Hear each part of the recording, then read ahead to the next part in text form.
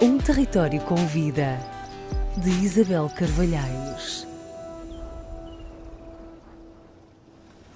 Olá a todos e a todas, eu sou Isabel Estrada Carvalhais e sou deputada ao Parlamento Europeu. Neste programa convido-vos a percorrerem comigo o nosso território, para assim conhecermos vários projetos que mostram a riqueza, a diversidade e o dinamismo das regiões do Minho, do Douro e de Trás-os-Montes. Vamos falar da pesca, da agricultura, do meio ambiente, dos saberes tradicionais e da inovação presentes na nossa economia rural. Bem-vindos a um território com vida.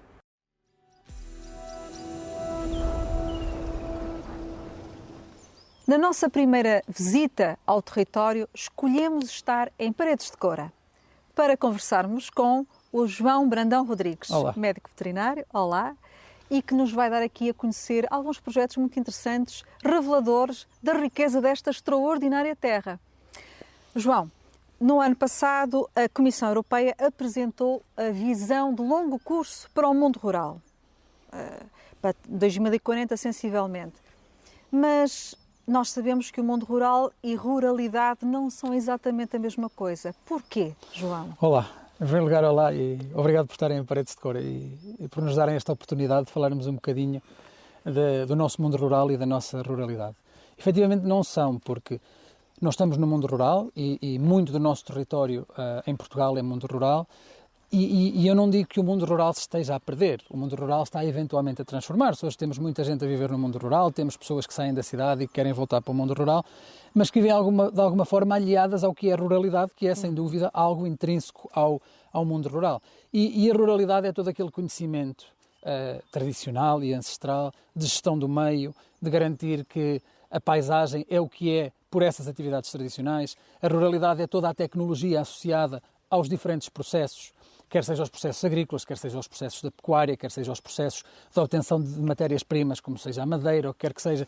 E, de facto, essa ruralidade é que eu acho que se está a perder, porque, sem dúvida, as últimas gerações que trabalham diretamente com a terra, que dependem da terra e que são responsáveis por esse grande conhecimento, infelizmente, estão-se a ir embora. E eu acho que é urgente, se queremos um mundo rural que, de facto, seja um mundo rural vivo e que seja capaz de manter esta paisagem e de manter tudo o que chegou aos dias de hoje, e se de facto queremos que em 2040 essa visão da Europa tenha ainda este mundo rural presente, não o podemos desligar dessa ruralidade e desse conhecimento tradicional que temos. Eu acho que isso é muito importante. O João referia a saberes tradicionais, conhecimento ancestral. Em que medida é que um jovem como o João entra neste circuito, na tentativa de explicar às pessoas a importância da salvaguarda desse saber tradicional que muitas vezes se vai perdendo? O que é que um jovem pode fazer no sentido de dar continuidade a essa ancestralidade? Eu acho que a responsabilidade é dos mais velhos de transmitir, mas dos jovens, sobretudo, de absorver, não é? Temos que os que ainda hoje estamos no território, ou aqueles como eu que saíram e que acabaram por voltar, mais do que tudo é uma necessidade. Eu não consigo fazer uma gestão correta, uma gestão acertada, verdadeiramente sustentável do meio em que vivo, se não tiver esse conhecimento em mente e presente. Eu acho que muitos dos erros que hoje enfrentamos do ponto de vista do mundo rural, desta perda de conhecimento e de muitas asneiras que vemos do ponto de vista da gestão, por exemplo, do meio, acontecem exatamente porque esse conhecimento não se teve em linha de conta. E muitas vezes o que acontece é que é preciso pegar nesse conhecimento. As novas gerações são, sem dúvida, as gerações mais bem formadas que temos, e isso é fundamental tê-lo presente, ou seja, existe massa crítica hoje mais do que nunca. Os jovens tinham, de facto, essa responsabilidade de receber essa herança e de aplicá-lo, e muitas vezes aplicavam-no exatamente da mesma forma que os pais, que os avós, que os bisavós o tinham feito. Ou seja, muitas vezes não havia sequer o questionar do porquê, não é? Hoje, com mais massa crítica do que nunca, com gerações muito bem formadas, eu acho que estamos neste momento crucial, que é termos a capacidade de absorver aquilo que é este conhecimento, questioná-lo, porque é muito importante questionar quando estamos no mundo rural e porque é que se faz assim. E há uma coisa muito interessante no mundo rural, que há de facto práticas que são tradicionais, que sempre se fizeram assim e têm todo o sentido do mundo quando paramos a olhá-las e a pensá-las, e há outras que não é pelo facto de serem praticadas há milhares de anos ou há centenas de anos que têm sentido. Muitas vezes há coisas que não têm sentido, mas é esse espírito crítico que temos que ter. olhar para este conhecimento que nos chega e que ainda hoje está presente, e isto de facto é um alerta, porque se não tivermos esta capacidade de recolher esta informação, de processá-la, eventualmente melhorá-la ou aplicá-la tal como ela é, porque nos parece que é correta, se calhar estamos em risco de a perder. E se calhar daqui a 1 ou 2 gerações, quando quisermos de facto aprender mais sobre como gerir este meio, vai ser um bocadinho tarde. Por isso, para chegarmos a 2040 e termos este mundo rural mais uma vez, é muito importante que agora isso seja feito. E o projeto que tem de um laboratório rural entra nesta dinâmica, nesta lógica de preservação desses saberes tradicionais, aliado à inovação, certo? Sem dúvida, sem dúvida. O Laboratório Rural é um projeto do município de Paredes de Coura. Eu entro no Laboratório Rural como elemento do núcleo central que, de alguma forma, desenvolveu esta ideia. Entro também porque sou responsável da Associação Portuguesa de Tração Animal, que é um dos parceiros fundadores do laboratório, mas o laboratório é uma iniciativa do município que entende exatamente que toda esta paisagem que temos em Paredes de Coura e todo este conhecimento que fez com que a paisagem de Paredes de Coura seja tão única, e mesmo única dentro do Alto Minho, porque o facto de não estarmos no Vale do Lima, com todas as suas características mais ou menos parecidas entre o que é Arcos, Ponte de Lima, Viana, obviamente muito moldado pelo rio, mas também do outro lado, no Vale do Minho, nós de facto temos um clima e uma agricultura de pequeníssima escala de montanha e um sistema agro-silvopastoril, agroflorestal muito único. E o município de Paredes de Coura tem essa noção, mas entende que de facto este conhecimento é preciso, primeiro, preservá-lo, mas também estudá-lo e aplicá-lo e contrastá-lo muitas vezes com a ciência. Como é que se pode aplicar? Já agora, se alguém lhe perguntar o que é que faz um laboratório rural? Okay. Em que medida que o laboratório rural pode dar aqui uma ajuda a perceber projetos novos que podem ser implementados? O laboratório rural tem um objetivo fundamental, que é identificar os problemas que realmente afetam as pessoas de Paredes de Coura. Porque muitas vezes o que acontece, e nós demos conta disso, é que muitas vezes as linhas de desenvolvimento e de investigação, por exemplo, que as universidades têm, muitas vezes estão ou desligadas da realidade, ou estão baseadas na visão da realidade que as próprias universidades, desde o seu sítio mais urbano, têm. Então, este é o principal objetivo do laboratório, compreender os problemas que afetam a população rural, ouvindo as populações rurais. E uma vez que vamos ouvir estas populações e eles próprios identificam os seus problemas, então estar aqui e dizer, presentes, aqui estamos para vos ajudar. Como? Convidando universidades, convidando ONGs, convidando diferentes grupos da sociedade para virem cá e poderem ajudar. Temos neste momento, por exemplo, 2 exemplos muito concretos, porque nós, dentro do que... As universidades, obviamente a máquina é mais pesada e demora um bocadinho mais, e o laboratório rural é uma coisa muito nova.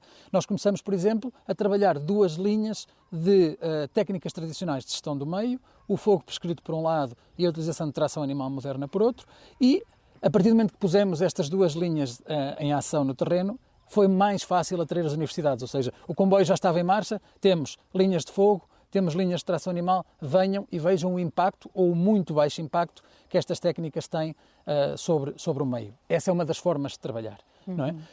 E exatamente estamos a resolver problemas que a população identificou. O caso, por exemplo, do fogo, os próprios caçadores a pedirem-nos ajuda para tentar encontrar soluções para as doenças víricas que estavam a afetar, por exemplo, o coelho, e eles têm noção que o fogo é uma das formas de desinfecção dos pastos, os pastores a pedirem ajuda no fogo para conseguirmos a renovação dos pastos, por exemplo, ou por outro lado na torfeira, que é o coração, digamos assim, o ex-libris da paisagem protegida do Corno de Bico, que é, ao fim e ao cabo, o nosso grande espaço de experimentação. O laboratório rural assenta na paisagem protegida do Corno de Bico, utilizarmos a tração animal para fazermos uma gestão quase cirúrgica de uma mancha florestal que é muito importante preservar. Tem necessidades de gestão específicas e que nós sabemos que se aplicássemos técnicas convencionais motorizadas o impacto seria muito maior. Então este é só um exemplo daquilo que estamos a fazer, mas esperamos que os vários parceiros, porque temos neste momento mais de 10 universidades envolvidas, tanto portuguesas como espanholas e com um novo parceiro brasileiro a vir também, a ideia é que de facto elas assumam este projeto como delas e possam vir ao território e possam eles próprios experimentar e procurar soluções para os tais problemas. Muito bem. Falava há pouco, e esta também foi uma das perguntas que coloquei, sobre o ser jovem. Se tiver de dar algum conselho a jovens que queiram vir para Paredes de Coura, implementar um projeto agrícola ou um projeto, enfim, que possa ter a ver com outra diversificação de atividades económicas no mundo rural, que conselho principal é que daria a esse jovem? O que evitar, o que fazer, que abordagem escolher? Qual seria a sua principal mensagem? Paredes de Coura é um caso um bocadinho paradigmático e muito fora da caixa. E digo isto porque, de facto, eu já vi as mais loucas ideias a acontecerem em Paredes de Coura e o que nos outros sítios à partida se diz não, aqui o princípio é exatamente o outro. Vamos fazer e depois logo se vê se corre bem ou não. Ou seja, o conselho que eu daria é não tenham medo, não é? Porque não há, neste momento, e sobretudo porque é muito improvável que uma vila como Paredes de Coura tenha um festival de música. É muito improvável que um sítio como Paredes de Coura tenha um Lego. É muito improvável que Paredes de Coura tenha um festival de poesia. É muitíssimo improvável que tantas coisas que acontecem em Paredes de Coura todos os dias aconteçam. E o certo é que acontecem. É altamente improvável que Paredes de Coura tenha um laboratório rural. E ele aconteceu, não é? Simplesmente porque há vontade por parte de quem tem poder de decisão de ter esta linha presente. Nenhuma ideia é louca, nenhuma ideia é tonta. Vamos ver se se pode fazer ou não. Por isso, o meu conselho é não tenham medo. Não é? E depois, de facto, perceberem que, para o bem e para o mal, a proximidade está aqui. É muito fácil chegar, é muito fácil falar, é muito fácil conseguir contactar com pessoas locais para conseguir terra, para conseguir casa. Mas depois, obviamente, viver no rural não é uma coisa idílica, não é? A ruralidade é dura, não é? É dura porque também vivemos num país... É dura porque também vivemos num país onde, de facto, existe pobreza energética, as casas não estão preparadas, viver um inverno no Minho com toda esta umidade é duro, como viver um inverno em Trás-os-Montes é duro, e tudo isto são coisas que temos de terem atenção também. Ou seja, muitas vezes as pessoas que querem vir para o rural idealizam o mundo rural e há uma imagem bucólica que é tudo menos verdade, não é? Ou seja, as pessoas têm que ter isto presente. Ter essa consciência. Têm que ter, obviamente, essa consciência, não é? Mas eu acho que sim, eu acho que o modelo das cidades, de alguma forma, se esgotou. E eu acho que, por exemplo, a pandemia que atravessamos veio demonstrar isso mais do que nunca, não é? No exato momento que este mundo mais consumista das cidades acabou por fechar pela questão da pandemia, eu acho que descobriu totalmente, as pessoas perceberam-se que na cidade há muito pouco para oferecer e houve, de facto, as pessoas a procurarem o campo e a quererem voltar. E eu acho, ou não quererem voltar, simplesmente a quererem se mudar para o campo, não é? Os novos rurais. O João já há pouco dizia que é também, aliás, o presidente da Associação Portuguesa de Tração Animal. Para quem nos ouve, quem nos vê, dependendo aqui do meio de comunicação, pode explicar melhor o que é isto da tração animal e como é que ela entra, no fundo, naquilo que é uma visão agroecológica, sustentável da agricultura do futuro, uma visão também promotora da biodiversidade. Em que medida é que a tração animal é aqui relevante? Depois vamos falar talvez aqui de uns bichinhos que nos estão a acompanhar e que são muito, muito interessantes para este aspecto. A tração animal moderna assume-se, e nós temos tido esta preocupação, assume-se como uma opção de gestão, já seja do meio agrícola, já seja da vinha, já seja do meio florestal. Ou seja, é só mais uma forma de fazer as coisas. Mas é uma forma que implica uma fonte de energia verdadeiramente renovável. Porque a energia animal, da mesma forma que a energia humana, existe um artigo científico muito interessante que se chama Energia Humana e Animal, as Renováveis Esquecidas. E é verdade, nós todos os dias estamos prontos para começar a trabalhar. Os animais, se bem tratados, amanhã estão prontos para trabalhar e depois da manhã, ou seja, acabamos por ter uma fonte verdadeiramente renovável de energia. Acabamos por ter uma fonte que permite, por exemplo, é o exemplo claro aqui de casa, fechar o ciclo o mais possível. Eu consigo com os animais produzir alimento para os animais, ou seja, a minha força de trabalho é alimentada com o próprio trabalho que esses animais tiveram a plantar, por exemplo, este pasto. Ou seja, acabamos por conseguir fechar, quando hoje no discurso político a sustentabilidade é um chavão principal, a resiliência é outro chavão principal, a tração animal traz-nos isso tudo. Eu consigo ser muito mais sustentável se a minha exploração agrícola não depender de fatores externos de produção. Como no meu campo ainda não me nasce gasóleo, mas nasce pasto, eu consigo alimentar estes animais, mas não consigo não depender, por exemplo, de gasóleo, de combustível para os meios ditos convencionais, não é? E isto, obviamente, tem sido uma das nossas grandes linhas. Tem muito pouco impacto sobre o solo, e o fator solo é um fator importantíssimo. Tem sido uma das linhas de investigação que a APTRAN tem promovido junto das universidades, tem sido a questão do impacto no solo, tem sido uma das mais estudadas. E, de facto, não há comparação. A maquinaria pesada, por definição, porque é pesada, tem um impacto muito maior. E, de facto, tem sido algo que nós temos promovido muito. Obviamente que nós somos os principais interessados na questão, e é uma das questões mais levantadas, a questão do bem-estar animal. Ninguém tem mais interesse que estes animais trabalhem bem do que nós, que somos os promotores, ao fim e ao cabo, da questão da tração animal. É fundamental respeitar a dignidade dos animais, os seus limites físicos, os seus limites mentais, e quando isso acontece, nós trabalhamos estes animais não trabalham para mim, estes animais trabalham lado a lado comigo. Cada passo que ela dá, cada passo que eu dou. Os quilómetros que ela faz arar a terra são os quilómetros que eu faço arar a terra. E há, sobretudo, uma partilha de responsabilidade muito grande, porque dentro da vinha, quem vai à frente é a Lola. É a Lola que decide se pode avançar ou se não pode avançar. Eu, com 900 quilos de animal à minha frente, acredito que vejo muito pouco do que está a acontecer. É a Lola que decide. É ela que decide. Como, por exemplo, o trabalho de gestão florestal que estamos a fazer no Corno de Bico. As árvores que retiramos são árvores de dimensão grande. É ela que decide, muitas das vezes, o que fazer. Trabalhamos muito em conjunto. E de facto, esta tração animal moderna tem sido algo que não é... que chegou aos dias de hoje, porque de facto foi uma tecnologia tradicional que chegou... que esteve ao nosso lado nos últimos 5 ou 6 ou 7 mil anos, desde que a domesticação dos animais aconteceu, mas em muitos sítios da Europa, por exemplo, na Alemanha, no Luxemburgo, em França, existem autênticos setores profissionais onde, de facto, a gestão, por exemplo, de bosques protegidos na Alemanha ou em qualquer outro sítio, a maquinaria não entra. Eles não dizem que tem que ser feita com tração animal, mas simplesmente há uma legislação própria que diz este bosque não permite a entrada de maquinaria pesada. E isso fez também que, do ponto de vista, por exemplo, do desenvolvimento rural, a criação de trabalho com base nesta tecnologia local fez que muita gente possa viver condignamente no meio rural. Com base na tal ruralidade que falávamos. Não são pessoas que vivem no mundo rural, em frente a um computador a trabalhar para uma multinacional que está no Japão, são pessoas que trabalham com raças autóctones locais, ou seja, a preservação dos recursos genéticos, por exemplo, é uma das coisas que a tração animal permite. Hoje a Europa assume que as nossas raças autóctones são a nossa grande riqueza.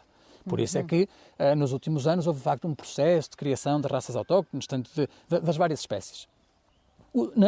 No caso dos cavalos, por exemplo, e dos burros, e dos híbridos que daí resultam, o facto de ter havido uma promoção desta tração animal moderna fez que muitos destes recursos genéticos que estavam ameaçados pela falta de funcionalidade, há que compreender que uma vaca autóctone que era utilizada para trabalho, se hoje não é utilizada, normalmente entra em extinção e é substituída por outras raças, exóticas neste caso, com muito mais produção de carne, capacidade de produção de carne ou de leite ou do que quer que seja.